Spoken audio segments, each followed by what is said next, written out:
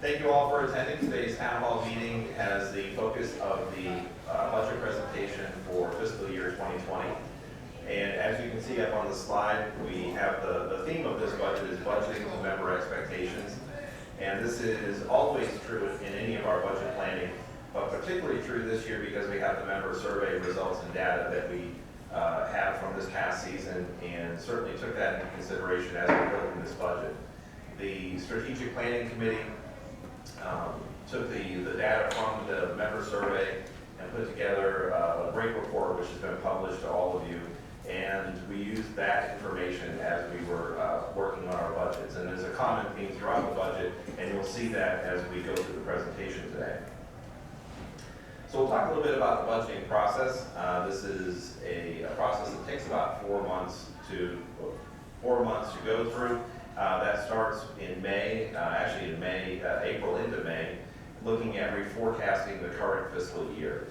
Then in June, the department managers draft their fiscal year 20 budget. And then in July, there's a lot of back and forth between myself, the controller, and the department heads as we finalize the first draft of the budget. We literally go through every line of the budget, and to give you an idea of the volume of detail, there's actually over 3,000 lines of detail in our budget plan, and we scrutinize every one of those lines. Then that brings us to the budgeting workshop of the Finance Committee that was held on July 25th, and that is a 5-hour session. We have 12 members of the community that are on that committee. They were all in attendance either in person or by phone. And we review every department. The department managers come in and review their portion, their respective areas of responsibility, and then the committee has a chance to have questions. They also receive the draft of the budget about a week before the meeting so that they have a chance to really delve into it and be ready to ask questions to the department managers. From there, it goes over to the board of directors. They have a budget workshop this year was on August 1st. That's a little over a 2-hour session, and the 9 members that are on the board that are up on the screen, they all have a chance to, after having the budget plan for a week, they have a chance to go through and ask questions. Each of the department managers, again, comes in and presents their respective areas. The budget plan itself, in addition to using the member survey data, we're always building the budget around the club's vision, mission, and core values. The vision statement about a beautiful setting of relaxed elegance and unsurpassed value. And the mission statement also focuses on the member experience and also fiscal prudent management. That ties in with the Stonebridge core values of respect, reputation, responsibility, excellence, and communication. So we'll get right into the budget for this coming year. We're going to show a pie chart that breaks down the increase that is being proposed. It's $424, and that increase we've broken down on this pie chart so that you can see where that $424 is going. You can see that on the M&U, $104 of that $424 goes to the maintenance and utilities department, and then $89 on the common area maintenance.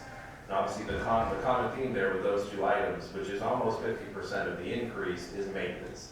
Now that the clubhouse is 5 years since the renovation, we definitely see the need to have some increased and improved maintenance through the club facilities. Prior to the renovation, we had 3 people in the maintenance and utilities department. After the renovation, we started off with 2 in that department. Again, after the renovation, everything was new, everything was freshly painted, the building itself and all its components were under warranty, the kitchen equipment for the most part was brand new. So there wasn't a lot of maintenance at that time, and that has greatly increased over the last couple of years. In hindsight, based on the member survey results, if anything, we should have been adding to our maintenance and utilities department more so last year, because we definitely saw that come through in the member comments from the survey. So this budget includes adding that 3rd person to the maintenance and utilities department, just like we had prior to the renovation. The biggest component in Stonebridge's budget plan, as well as any country club, is human capital. It's the cost for the staffing. And the human capital, the primary changes in the human capital are those listed on the screen. We have budgeted a 3% merit increase across the board. That is available within each department, so the management team has the flexibility to give merit increases within that 3% per department. We also have had some compensation adjustments during the course of the year. This happens every year as the market is so competitive in this area, where employees are often poached, as we like to call it, from one club to another. So oftentimes we have to make some payroll adjustments to keep the staff that we have throughout the year. As I mentioned before, this includes the addition of a maintenance and utilities person, and also this budget plan includes the promotion of Jeff Zink to our director of tennis, director of fitness, sorry. Tim's gonna come after me. This is all in line with our Stonebridge compensation philosophy, and that's quoted up on the screen, basically saying that our compensation philosophy is to remain competitive in the local market. And to that end, this is a quote from RSM, which is our auditing firm.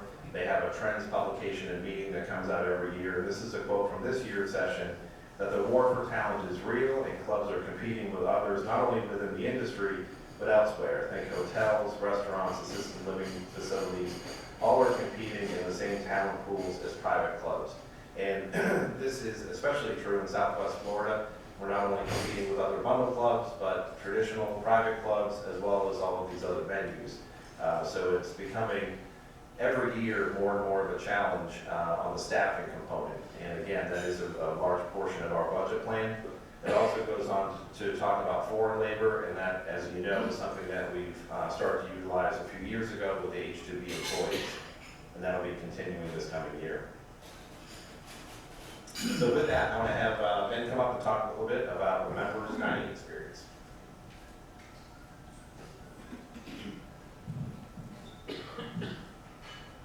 Thank you, Tim. And this year's proposed operational subsidy for F&B is relatively flat to fiscal year 19, but there are a couple of points I do want to highlight. And the majority of these points are derived directly from the feedback we got from the 2019 member survey, which Tim alluded to earlier. The H-2B program continues to be absolutely essential in management's opinion for the overall operation of food and beverage. With the ever competitive labor market we fight in Southwest Florida, we struggle to put out the product that we want to give to the members without it. So a lot of those, some of those increases involve raises for some of those returning H-2B employees.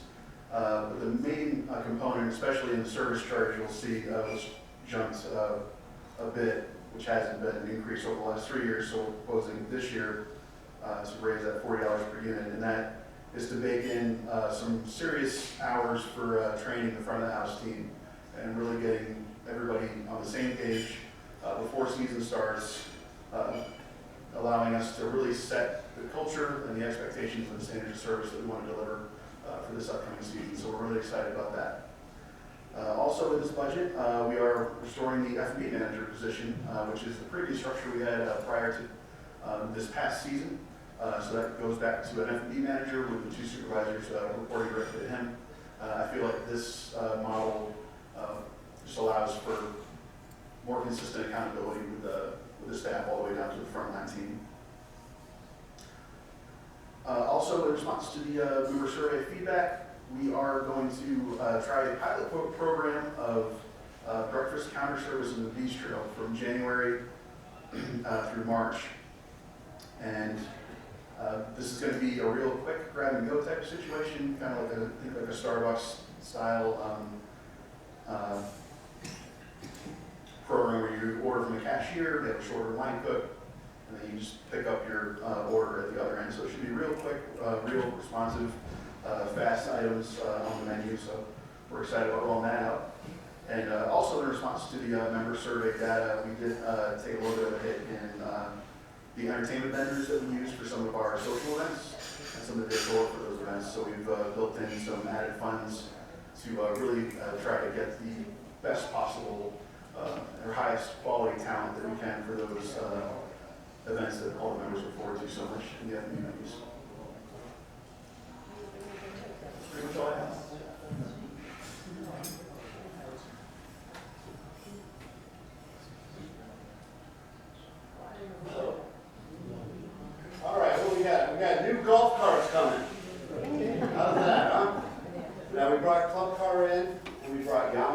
we had those cars, we had them for a week, we got to test them out, drive them around a little bit, and go back to the member survey. The problem with some of our golf carts were the cup holders were too small.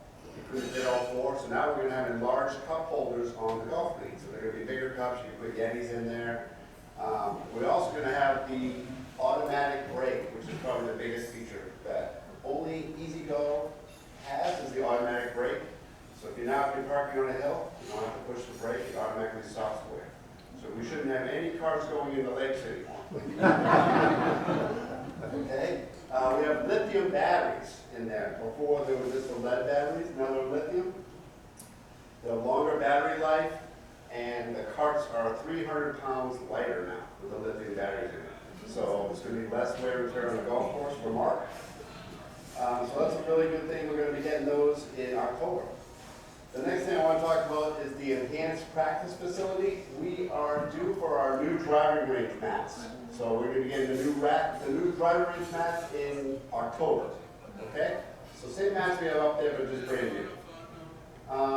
Longer range hours. This is for when we're in March and the time changes and people out there golfing until 7:30 at night. Rangers have gone home. Now we're going to keep them here later. Okay? For the walkers, things like that happens late at night. So they're going to be here late for you guys. And the last is the enhanced bag drop. Now with the parking lot and everything, we've taken some trees away. So the guys outside need a bigger canopy. Okay, the canopy we have out there is pretty old, been there for about 10 years. So we're going to get a new canopy, a lot bigger, more shade for the guys outside. We're going to get a new podium where Jason kind of leans on out there, that podium out there. And the information board, where he kind of puts out, we're in shotgun sheets. We're going to have a brand new information board there with a clock. It's going to look a lot nicer. We're kind of refreshing the bag area, bag drop area. That's about all we have. Any questions? Is that about the new golf carts? Yes. Yeah. No GPS though. All right, and thanks Eric and Ben. So now we're going to talk a little bit about the capital reserves.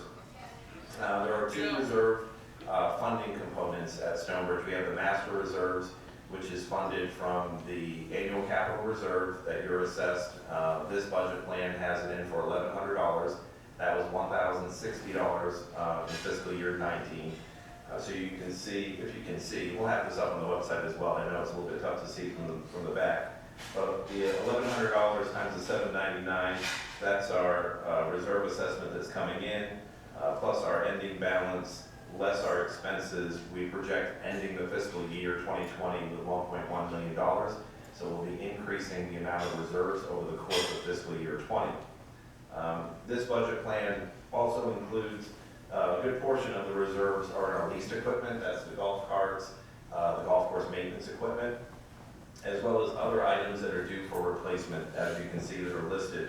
Eric touched on a few, like the driving range mats. Those are reserved items every few years, the bag drop improvements and so forth. There's also replacement of the pool furniture. I just came from a tennis, pool, and fitness meeting. We were talking about that. We're refreshing the clubhouse pool area with some new furniture and some shading over there. There's also a dining lighting system that's included. Anyone that's come in for dinner, which I'm sure you all have, know that it's a struggle to get the proper dim lighting that you're looking for, the right atmosphere in the evening. You get a lot of lights flickering and so forth. So we're going to be doing some improvements to the lighting system here in the dining room. And also landscape replacement. That's something we have in the capital budget plan every year because as a community, again, being 25 years old, there's a lot of landscape material that needs to be refreshed and replaced. And we're going through that right now along Winding Oaks Way from the airport gate to the clubhouse. And we're removing, hedges there that are 25 years old, as we're finding out from the root system. The other capital budgeting component is the resale reserve. And as you know, this is funded from the resale of any unit within the neighborhood. We recently, last year, changed, the members approved a change in the formula for that. It used to be 25% of dues, and that has now changed to 50% of dues for new owners and 10% for existing. So that's a little over $4,000 when somebody buys into the community, and it is a little over $800 if you're moving internally for that resale fund. So these are The resale fund is typically used for the purchase of new capital assets that we're not currently reserving for. So you can see a list of items there that are being proposed. A lot of those are in the food and beverage area that we'll get in October to kick off the season, from an ice cream machine to more pastry equipment as we're rolling out more of that fresh pastry program as we introduced last year. There's also an ice machine in the bistro or downstairs by the bistro, and that may not sound that glamorous, but if you ask anyone that works in the bistro, they're super excited about that, because right now all of the ice is generated up in the main kitchen. So that puts us in a little bit of a position if that machine were to go down. So now we have a backup, plus we have ice more accessible to the venue that is as busy as it is in the bistro. We also have on the list grill room enhancements, and I'll tell you a little bit about what that is. One of the things that we heard through the member survey was more of a differentiation between the grill room and the dining room. So Ben, as well as the grounds facilities and security committee, have started working with discussions with an interior designer, not to do wholesale changes in the grill room, but to do some enhancements to create a little bit more of that differentiation.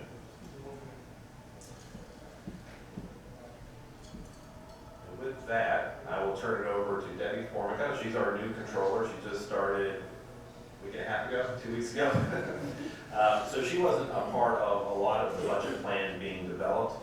Again, that goes back to April and May when we started that process.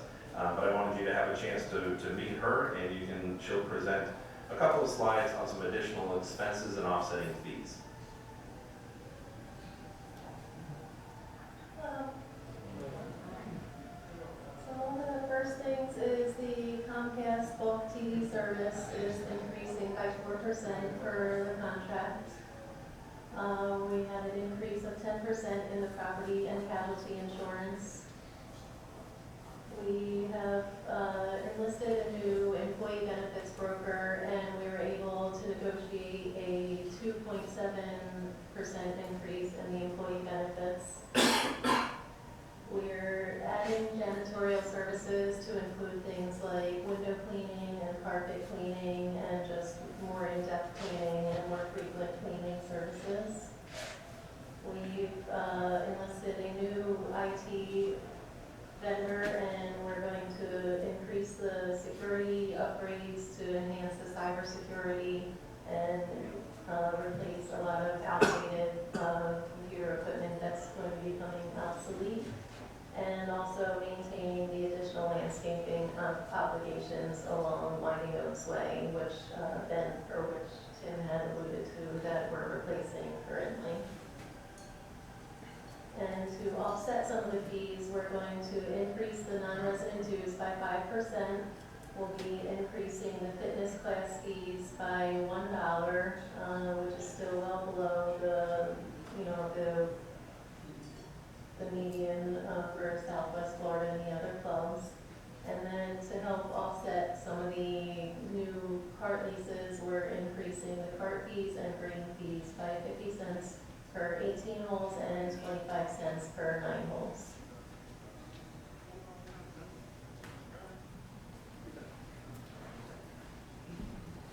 All right, thank you, Debbie. So this brings us to the budget summary comparison. The bottom line number that I mentioned at the beginning is at $424.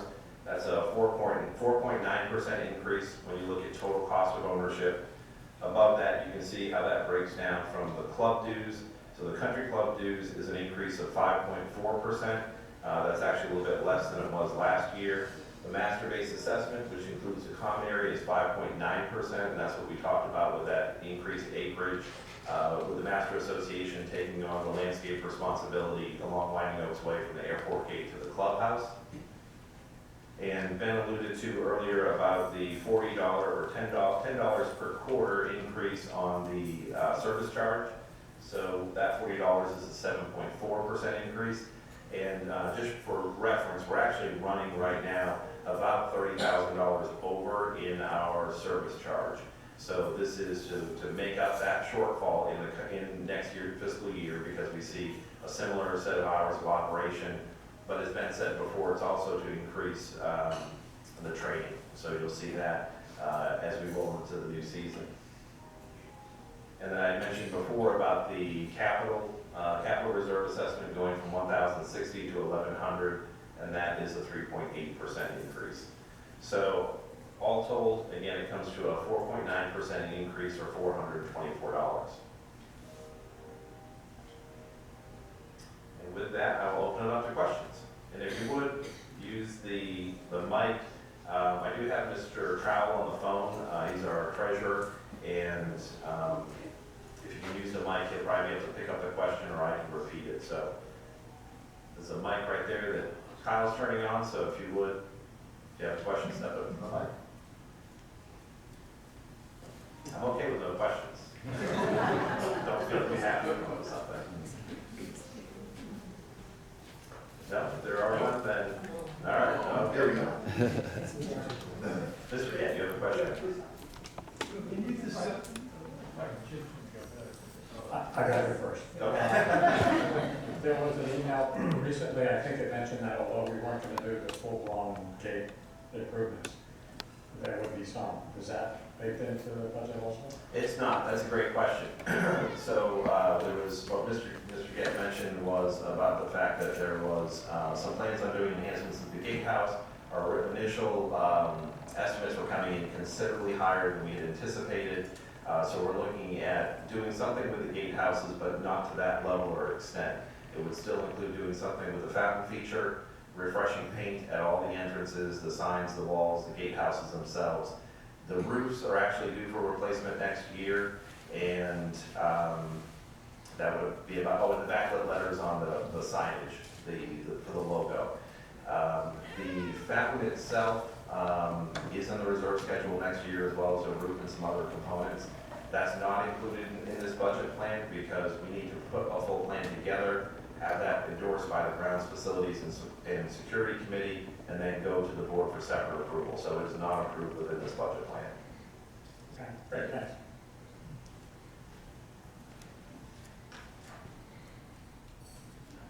Quick question regarding golf.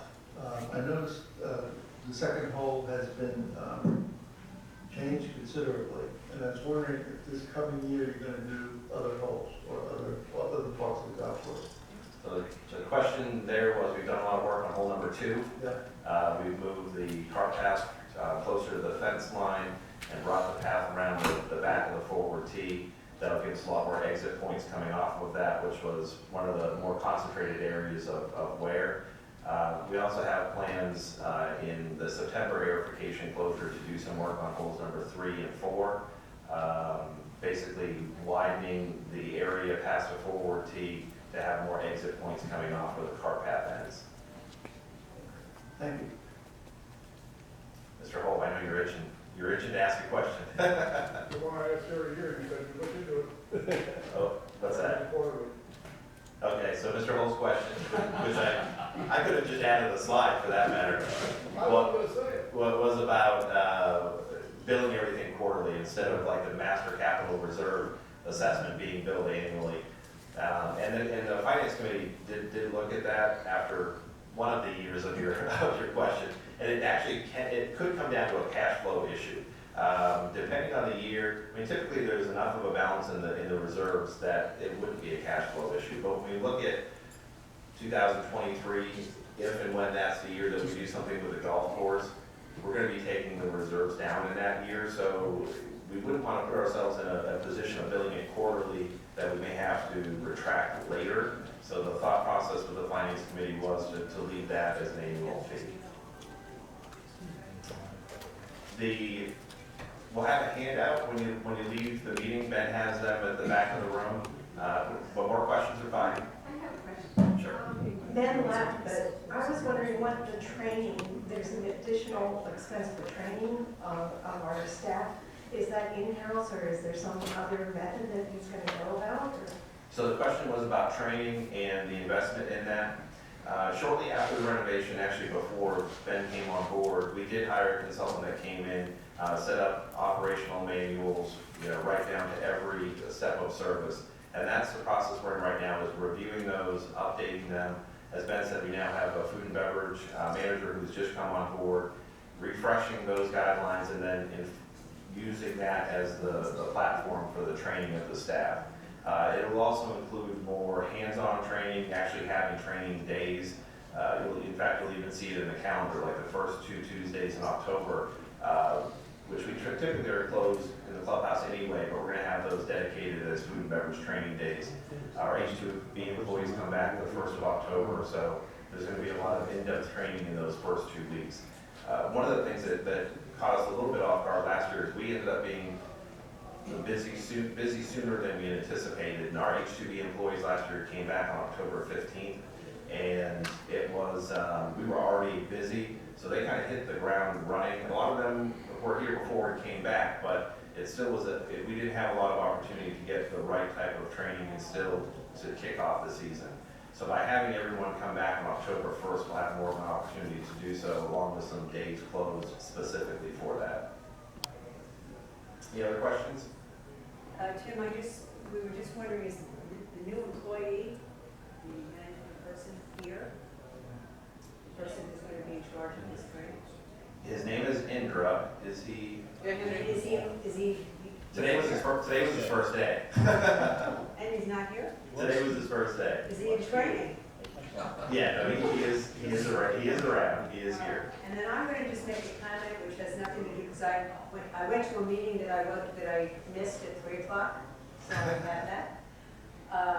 It has been brought up several times about the styrofoam and the requests made by, I hate to say it myself, blue zone people, and other people that we would like for the board to consider not using styrofoam. I know it's supposed to be recyclable, but it's not. And plastic straws, which we all know are terrible. And we've asked before, I'm asking again, if we could consider not using those things. Sure, the comment was about using styrofoam and straws and so forth. And we're always looking for a better solution, and it's always a topic within the Club Managers Association, because this is not a topic specific to Stonebridge. This is going on in every club. And there really isn't a great alternative yet. And we're always keeping an eye out for what might be. We are running a campaign this season with Katie, a Bring Your Own Cup promotion. We'll have some different types of reusable cups that'll be for sale in the golf shop. I think we even have a day on the calendar of having your cup monogrammed, and some different ideas to try to get more owners using the reusable cups. I mean, that's the ideal solution, and I think there's more momentum gaining to do that. Last season, we even put a sign up on the ice machines encouraging members to use reusable cups versus taking the styrofoam that's made available. And we'll continue to look for better alternatives. Right now, there really hasn't been. And our new F&B manager is at the back of the room, Indra. Hi, how are you? Nice to meet you guys. Not to put him on the spot, but he just joined us today. He comes with a great amount of experience and background in clubs in the area, as well as resort cruise experience, which is very set on standards of operation. Indra, come on up to the front of the room so everyone can see it. I'm getting requests.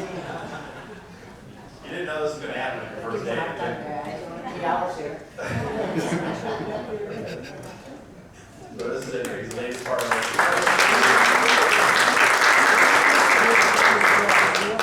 He's very passionate about food and beverage, and it's going to be a great addition. He's not one to sit behind the desk, and that was one of the first things he pointed out. So you're going to see a lot of him on the floor, keeping an eye on the staff and make sure you're enjoying your time at the club. So Make sure you can have a good job for me at the end of the night.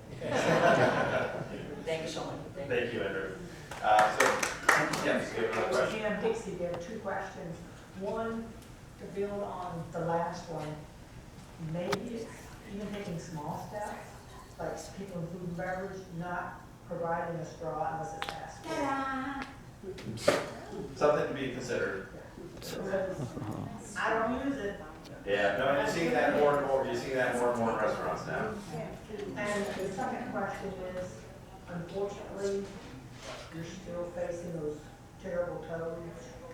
So is there anything in the budget to help take care of addressing these poisonous toads? So the question was about the cane toads, the poisonous toads, and actually we built into this budget, in the common area maintenance budget, some some funds to work with a local company that does that. And I'm telling you, there's no way to eradicate them, but it certainly can help. Those funds are budgeted in February, March, and April, which is the beginning of the mating season. They actually treat the ponds to extract the tadpoles.